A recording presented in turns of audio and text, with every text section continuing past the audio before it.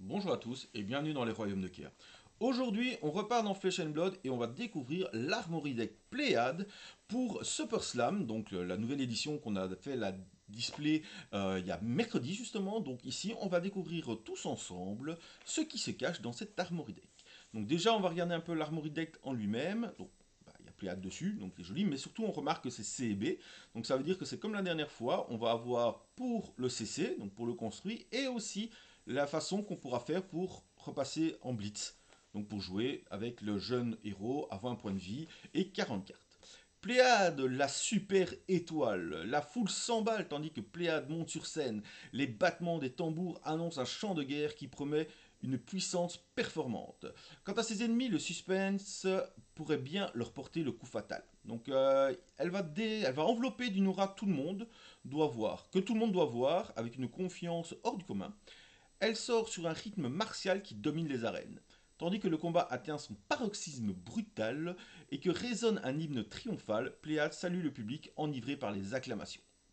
Donc voilà, un deck différentes manières de jouer avec l'Armory Deck Pléiade contient un deck prêt à jouer compatible pour les formats classiques construits, donc ce que je disais, et Blitz. Voilà. Donc vous trouverez évidemment des cartes supplémentaires dans Super Slam. Donc Pléiade, c'est une gardienne qui va jouer beaucoup avec les Zura. On avait vu, je vous avais un peu montré dans l'ouverture de la display Super Slam des cartes pour Pléiade. Et bien là, on va voir comment Legendary Studio va faire pour nous faire jouer cette roqueuse à... J'allais dire au grand cœur, mais non en fait, à la grande hache plutôt. Hop, donc là-dedans, alors un peu dommage, ça c'est toujours mon petit grand regret comparé aux autres jeux. Bah, déjà ma caméra elle veut pas faire le point, ça c'est sûr, c'est clair. Voilà. Donc un peu dommage par rapport aux autres jeux, c'est que dans les Armory Deck, il n'y a pas un booster de l'édition.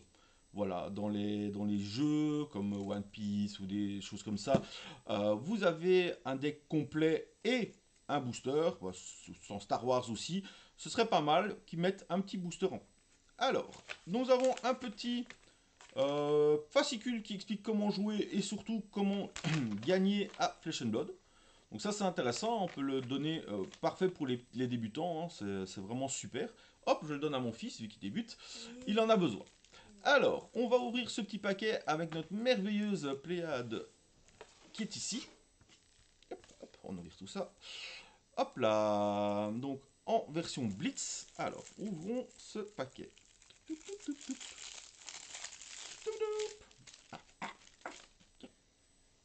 Alors, commençons par Pléiade, Pléiade en elle-même. Donc ici on a une version Rainbow Foil de Pléiade. C'est bien qu'ils mettent une version un peu différente dans les Armory Deck, donc en version rare évidemment. Donc en instantané, on peut l'engager pour retirer un marqueur suspense d'une aura que vous contrôlez, pour mettre un marqueur suspense sur une aura de suspense, que vous contrôlez. Ça fait trop de suspense pour moi. À chaque fois que la foule vous acclame, vous créez un jeton confiance. Tout ça, on avait déjà vu dans l'ouverture de la display, mais on va revoir ça évidemment avec le deck. Ok. On va avoir en majestique, première majestique, son arme. Et oui, car quand vous avez fait des AP, on n'avait pas eu droit à son arme. Donc ici, c'est intéressant qu'on ait son arme. C'est une arme, un marteau hache guitare à deux mains. Une fois par tour, on peut payer 3 pour attaquer à 4. Si vous contrôlez au moins 3 auras de suspense, cette carte gagne plus 2. Et quand cette carte touche un héros, la foule vous acclame. Ouais, donc je vous avais rappelé qu'il y a un petit système de heal et de face, vu que c'est un peu inspiré du catch. Donc quand on a deux héros face où la foule va vous acclamer, et on a deux héros heal où la foule va vous huer. Donc ici, évidemment, Pléiade, tout le monde l'aime, donc on va l'acclamer. Pas mal comme arme, hein, payer 3, mais bon, pour un gardien, c'est pas voilà quoi, mais ça peut être pas mal une fois on se set up, on peut quand même faire une attaque. Ça peut attaquer à 6 et ça peut vous aider à être acclamé, donc c'est pas mal. Derrière, autre majestique, on a le diadème de suspense. Donc au début, évidemment, ça va être les équipements qui sont généralement très très bons, hein. On peut les remplacer évidemment par des gros équipements bien chers de Flesh and Blood, mais souvent dans les Armory Decks, c'est vraiment des bons équipements qui sont bien faits pour le héros. Donc le diadème de suspense, on peut l'instantané le détruire. Donc, mettez un marqueur suspense sur une aura suspense que vous contrôlez. Ok. Mais on ne peut l'utiliser que si on a été acclamé ce tour-ci. Ok. Bonne garde, donc elle défend à 2, ce qui est vraiment pas mal. Et quand la chaîne de combat se termine, si vous êtes défendu avec cette carte, vous mettez un marqueur -1 sur elle égale un nombre de marqueurs -1 égal à sa défense. Ok, donc elle servira qu'une seule fois, mais elle ne sera pas cassée, donc vous aurez tout le plaisir de pouvoir faire son instantané après, ce qui est vraiment pas mal. On va avoir cette fois-ci pour le corps, le corset de Virtuose, en armure cassante, donc elle défend une fois à 2, mais elle cassera. Et quand cette carte défend, vous pouvez retirer un marqueur suspense d'une aura que vous contrôlez. Si vous le faites, gagnez 2 pitch. Ok, ça peut être très intéressant pour jouer des choses pendant le tour de l'adversaire, des instants ou des réactions de défense ou quoi. Et ça va enlever un marqueur suspense parce que certaines auras vont avoir besoin de les enlever pour qu'elles cassent au début de votre tour pour donner de la force. On va voir ça tout de suite, je suppose, dedans. On va avoir l'attrape-tension, attention sur les bras, ou quand cette carte défend, vous pouvez retirer un marqueur suspense d'une aura que vous contrôlez. Si vous le faites, cette carte gagne +2 en défense dans ce maillon de chaîne. Donc en fait, elle a armure cassante, ça veut dire qu'elle défend à 1 une seule fois. Mais quand elle défend, vous pouvez la faire défendre à 3. Donc défendre à 3 une seule fois, c'est assez énorme. Hein. Pour un équipement, c'est vraiment pas mal. Heureusement qu'elle est cassante dans un sens, hein, parce que sinon ce serait vraiment trop fort.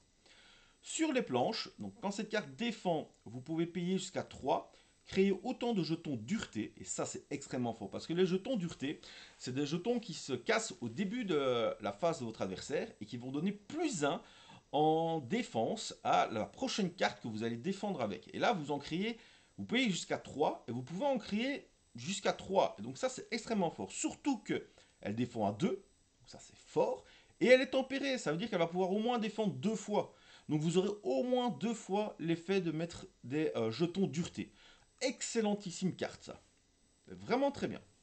En plus, mine de rien, elle est révérée équipement. Ça veut dire qu'elle n'est pas spécialement pour les gardiens. Vous pouvez mettre ces superbes bottes à Tough Nut.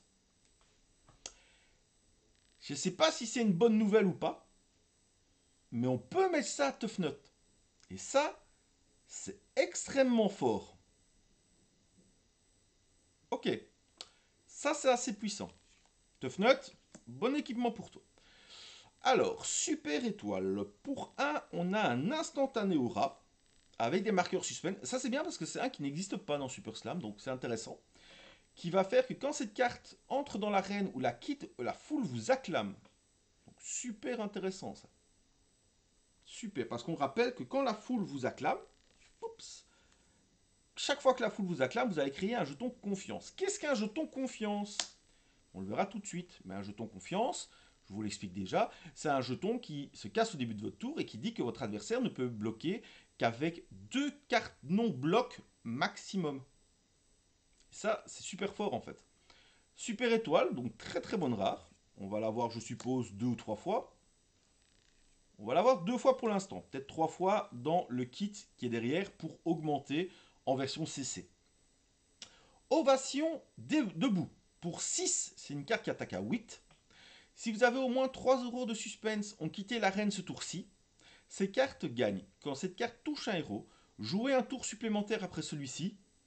Au début de la prochaine phase de fin, il pioche des cartes jusqu'à atteindre sa valeur de son intelligence. Ok. C'est pas mal du tout parce que vous rejouez un tour, mais votre adversaire refine sa main. Ok. C'est pas mal à jouer au premier tour en fait ça. Si vous êtes premier à jouer et que vous jouez ça au premier tour, votre adversaire ne gagne pas entre guillemets le bonus et vous jouez une deuxième fois. C'est pas mal. Performance stimulante qui est dans le Super Slam. Donc on a vu pour 3, elle attaque à 5. Si vous contrôlez un jeton confiance ou un jeton dureté, elle gagne plus en force. Quand cette carte touche un héros, créez un jeton confiance et un jeton dureté. Très très forte. On l'a 2 fois. Écrasement spinal, ça c'est une ancienne carte qui a été rééditée. Hein. Pour 5, ça attaque à 9. Mais quand cette carte inflige au moins 4 dégâts à un héros, les cartes d'action, les capacités activées et les attaques qu'ils contrôlent perdent et ne peuvent pas gagner Go Again jusqu'à la prochaine phase d'action. On vous casse le dos. Hop là, j'en ai pris 2. Lâcher de rocher. Pour 3, ça attaque à 7. Alors, la règle écrasement, c'est qu'il faut au moins faire 4 dégâts à l'adversaire. Comme ça, je ne dois pas répéter à chaque fois. Je vais juste dire ce que ça fait. Et il met une carte de sa main au-dessus de son deck. Ok, c'est pas mal ça, hein, ça vide la main. Là, on en a 3. On en a 4. Regardez, on en a 4. Comment ça, on en a 4? Ah oui, on en a 2 rouges, 2 bleus. Ouf là, j'ai pas vu. Je raconte des bêtises. Ligne de faille. Pour 3 en rouge, ça attaque à 7. Ça, si vous avez une carte dans l'arsenal, elle va gagner plus 1, donc ça attaque à 8. Et si on fait au moins 4 dégâts, on met toutes les cartes de tous les arsenaux au-dessus, dessous du deck de leur propriétaire. Ok, on va pouvoir l'avoir 2 fois en rouge. Macho Grande, vieille carte, hein, mais avec une nouvelle illustration. Pour 7, on a dominé 8 de dégâts. Voilà, simple, net, efficace et très cher. Revenu de loin, c'est aussi une carte qui existe dans Super Slam. Pour 3, quand cette carte attaque un héros, si vous avez moins de points de vie que lui, la foule va vous acclamer. Si vous avez été acclamé ce tour-ci, elle date plus 1. Hop, on va l'avoir 2 fois en bleu. Derrière en majestique, on a Déchiré qui est une excellente carte. Pour 3, votre prochaine attaque de gardien ce tour-ci gagnera plus 1, dominé, et si elle touche le héros, il se défausse de 2 cartes. Go again. Excellentissime carte. En plus, on l'a 2 fois, donc ça c'est vraiment super top. Acte de gloire. Pour 4, c'est une aura qui a suspense, donc on a avec 2 marqueurs, et au début de votre tour, vous enlevez un marqueur. S'il n'y a plus de marqueur, vous la détruisez. Quand cette carte quitte l'arène, donc vous voyez l'intérêt de pouvoir jouer avec les marqueurs suspense, hein, votre prochaine attaque ce tour-ci a plus 6. Ça c'est la même à plus 4. Gardien, c'est vraiment pour ceux qui aiment bien mettre une tatane, mais une belle grosse tatane dans votre tronche. Accroché à leur siège pour 3, c'est aussi une aura suspense qui va donner plus 5. C'est léger tout ça. C'est léger tout ça. Ou plus 3 en version bleue. Mais vous avez besoin de bleu pour pouvoir évidemment pitcher. Vous voyez bien les coups de vos cartes. C'est pour ça que c'est intéressant avec les auras, c'est que vous allez vous setup un tour, et puis l'autre tour, vous allez taper une grosse tatane, mais avec une grosse tatane. De style 18, 22 dégâts, quoi. Et vous regardez votre adversaire, assassin ou ninja. Alors, qu'est-ce que tu bloques? Je vais prendre 20, et je vais mourir. Pour 2, suspense, elle donnera plus 4. Elle donne plus 2 seulement avec la version bleue. Ouais, dans ces decks comme ça, il n'y a pas beaucoup de jaune. Hein. Le suspense me tue a une aura pour 0, et ça c'est très bien, qui va dire votre première attaque à chaque tour, généralement vous en faire qu'une, à plus 1. Et donc ça c'est très fort aussi. À suivre très fort, et ça c'est vraiment une très bien, mais je pense qu'il y en a une après qui sera encore mieux. Si ils ont mis celle que je pense, celle-ci vous prévient un dégât par tour. Le premier dégât que vous devez subir, voilà, je le savais qu'ils allaient, mais ils ne pouvaient que la mettre. Celle-là, c'est vraiment une pierre angulaire. Vous devez essayer de la garder le plus possible sur votre terrain. Elle fait que toutes les cartes qui ont un coût supérieur à ou égal à 1 font que chaque tour, la première carte que vous allez jouer coûtera 1 de moins. Vous avez vu les gros coups que vous avez, ça, vous en avez besoin de 3 dans votre deck, tout à fait. On retrouve les super rares, hein, comme vous voyez, c'est le petit logo mauve. Alors, pour 3, quand cette carte défend, si vous avez moins de points de vie que, que le héros attaquant, la foule vous acclame. Et tant que cette carte défend, si vous avez été acclamé, elle gagne plus 3, donc vous défendez à 5. C'est énorme. Et là, on a le guerrier, on a le jeton confiance. Donc, je vous expliquais, hein, donc au début de votre tour, vous détruisez ce jeton. Puis la prochaine carte d'action d'attaque que vous jouez ce tour-ci ne peut pas être défendue par plus de 2 cartes non blocage. Le jeton dureté qui fait que vous avez plus 1 en défense dans le maillon de chaîne, là, sur une carte d'action. Et ça, c'est la decklist du Blitz deck. C'est ce qu'on vient de voir. Donc ça, c'est la decklist du Blitz deck. Et là, on va avoir la même, mais pour le classique construit. Donc là, il vous explique, comme ça vous pouvez vous y retrouver si vous avez joué, quelle carte vous devez switcher et ainsi de suite. On voit qu'il y a quand même des jaunes. Il y a du jaune. Donc on va voir avec les cartes qui restent là, il y a 20 cartes à rajouter en fait. Hein. On va voir qu'il y a du jaune. Déjà, ben, on a Pléiade adulte, malheureusement. Oh, c'est dommage, elle n'est pas en call foil, c'est la simple Pléiade adulte. Ok, ça c'est un peu dommage. Ouais, c'est un peu dommage. On rajoute une super étoile, je vous l'avais dit, hein, sur un piédestal. Oh, on l'avait pas vu celle-là. Sur un piédestal, suspense, c'est une aura. On l'avait vu celle-là? Attendez, j'ai pas l'impression, moi. Ou alors c'est moi qui deviens fou? Non, on l'avait pas. Ok, qu'est-ce qu'elle fait? Quand cette carte entre dans l'arène ou la quitte, vous pouvez mettre une carte d'action d'attaque révéré ou gardien depuis votre cimetière au-dessus de votre deck. Oh, pas mal. Du coup, on va l'avoir une seule fois. Ça, c'est dommage. Le charme de Pléiade, ça, c'est super important. C'est pour ça qu'il y a du jaune. Pour 0, vous choisissez n'importe quel nombre. Soit vous détruisez un jeton puissance ou un jeton vigueur. Très intéressant contre les autres héros hués par la foule. Soit la foule vous acclame. Ça, c'est super important. Soit vous renvoyez un permanent aura que vous contrôlez dans la main de son propriétaire. Oh, il va être cassé. Bim, je le renvoie. Et peut-être grâce à ça, bim, je vais pouvoir payer quelque chose où j'avais besoin d'une bleue, par exemple, à la place de la jaune. Donc vous jouez ça parce que vous aviez eu besoin. Oh, dommage qu'on n'en a qu'un.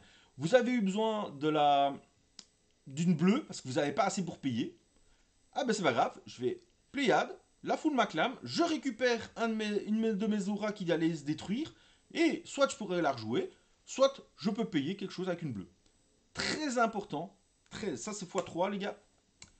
Ovation debout qu'on a vu, on ajoute une troisième, on rajoute une troisième performance stimulante, un troisième lâcher de brochet, encore un lâcher de brochet, un troisième macho grande, un troisième revenu de loin, un troisième acte de gloire, encore un acte de gloire. Généralement, oui, c'est ça. On va passer à 3 dans presque toutes les cartes. Voilà, les tensions palpables. Le suspense me tue. À suivre. Et après, très important, le moment décisif. Ne jamais abandonner. Ah, ça, c'est une nouvelle. Encore une jaune. Alors, instantané pour 2. Donc, c'est une carte blocage. En instantané pour 2, vous pouvez mettre cette carte au-dessus de votre deck.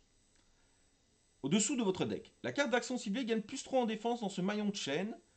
N'activez cette capacité que tant que cette carte est dans votre cimetière, que vous avez moins de points de vie que tous les autres héros et que vous avez été acclamé. Donc en fait, vous allez pouvoir bloquer une fois par 3.